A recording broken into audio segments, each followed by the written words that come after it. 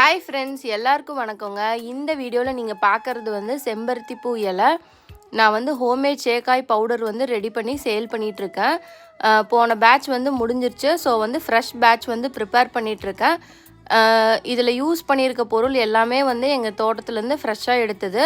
So நீங்கள் வந்து என்ன யூஸ் பண்ணியிருப்பாங்க அப்படிங்கிறத பற்றியெல்லாம் வந்து நீங்கள் வந்து யோசிக்க தேவையில்லை. எல்லாமே வந்து ரொம்ப பியூராக ஆர்கானிக்காக எங்கள் தோட்டத்துலேருந்து எடுத்த பொருள் வந்து நான் யூஸ் பண்ணி தான் வந்து இந்த சேக்காய் பவுடர் வந்து நான் செஞ்சுருக்கேன்.